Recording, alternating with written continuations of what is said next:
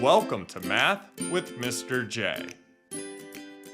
In this video, I'm going to cover how to subtract integers. We'll go through some examples together, and then I'll give you some practice problems that you can try on your own. Now, when we subtract integers, we need to recognize when we are decreasing in value or increasing in value. And this depends on what we are subtracting. So keep in mind, if we subtract a positive, we decrease in value. And if we subtract a negative, we actually increase in value. Let's jump into our examples, starting with number 1, where we have 6 minus 4. So just a basic subtraction problem to start here. And we know the answer is 2. 6 minus 4 equals 2. But let's think through this. That way we can apply this thinking to all of the other problems as well. So we are starting with 6 here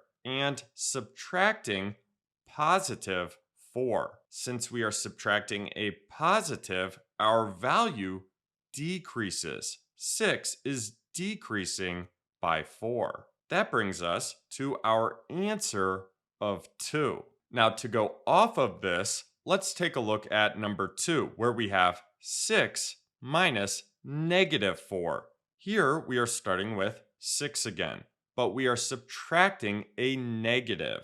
That means our value increases. 6 is actually going to increase by 4, which may sound a little confusing for a subtraction problem. I like to relate this to money. For this example, let's think of the negative as a debt or expense. Think of subtracting a negative as taking away that debt or expense and getting that money back.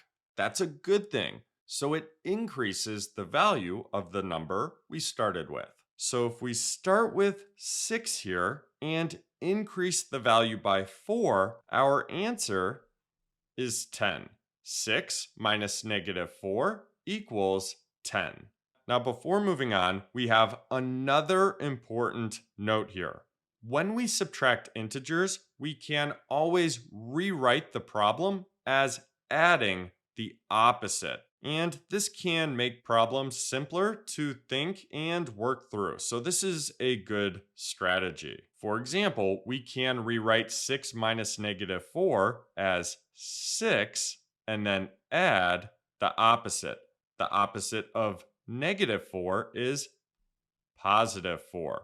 So we can rewrite this as 6 plus 4. Addition is the opposite of subtraction. And then we take the opposite of the number we are subtracting.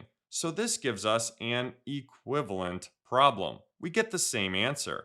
6 plus 4 gives us 10. So we get 10 that way as well. Let's actually go back and rewrite number 1 and see what happens. So 6, and then add the opposite. The opposite of positive 4 is negative 4.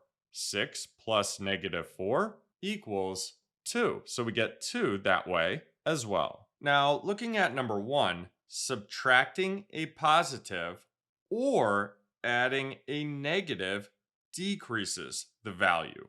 Looking at number 2, subtracting a negative or adding a positive increases the value. So something to keep in mind when it comes to adding and subtracting integers. Let's move on to number 3, where we have negative 11 minus 2. We are subtracting a positive, so we are decreasing in value by 2. That gives us an answer of negative 13. Negative 11 minus 2 equals negative 13. Now we can also work through this by adding the opposite. So we can rewrite this as negative 11 plus, and then the opposite of positive 2 is negative 2. Negative 11 plus negative 2 is negative 13. Moving on to number 4, we have 2 minus 10. So 2 is decreasing in value by 10. We are subtracting a positive here. Now for this problem, we are starting with positive 2. But since we are decreasing by 10, we're going to pass 0 and move into the negatives. We can use 0 as a reference point here to help us. If we start at 2 and decrease by 2, that brings us to 0. We still need to decrease by 8 more, and that brings us to negative 8. 2 minus 10 equals negative 8. Let's add the opposite as well. So 2 plus, and then the opposite of positive 10 is negative 10. So 2 plus negative 10. And adding a negative decreases our value. So we're still starting at 2 and decreasing by 10. So 2 plus negative 10 gives us that correct answer of negative 8. Moving on to number 5, we have negative 7 minus 9. So we are starting at negative 7, and since we are subtracting 9, a positive 9, we are decreasing in value by 9. That gives us an answer of negative 16.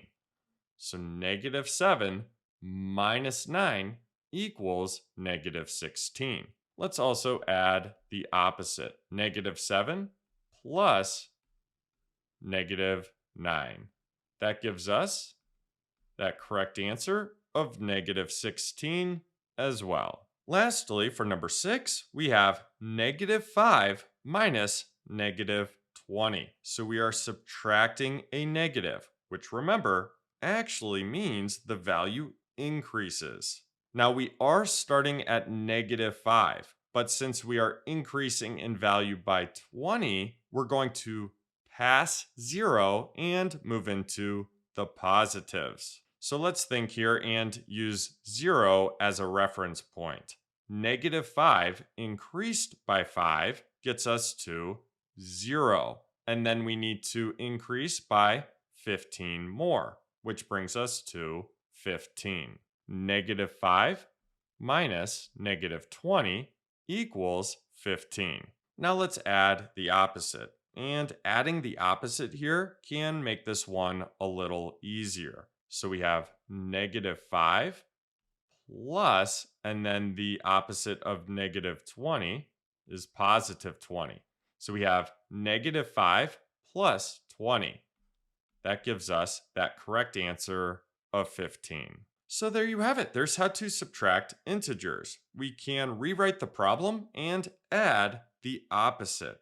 Or we can think about whether the value is going to decrease or increase based on the problem. So are we subtracting a positive and the value decreases? Or are we subtracting a negative and the value increases? Now that we've gone through some examples together, it's time for you to try some practice problems on your own. So have paper and a pencil ready. Here are your practice problems. I'll give you 3 minutes and then we will go over the answers. Feel free to pause if you need more time or jump ahead to the answers whenever you are ready. Go ahead and start.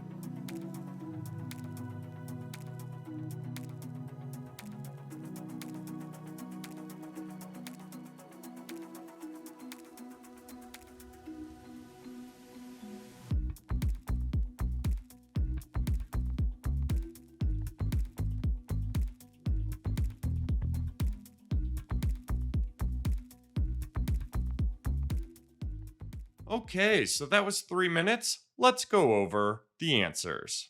So here are our answers, and I also show what adding the opposite looks like for each problem. For number 1, negative 16. For number 2, negative 4. For number 3, negative 9. For number 4, negative 3. For number 5, 27. And then lastly, for number 6, 0. So there you have it. There's how to subtract integers. I hope that helped. Thanks so much for watching. Until next time, peace.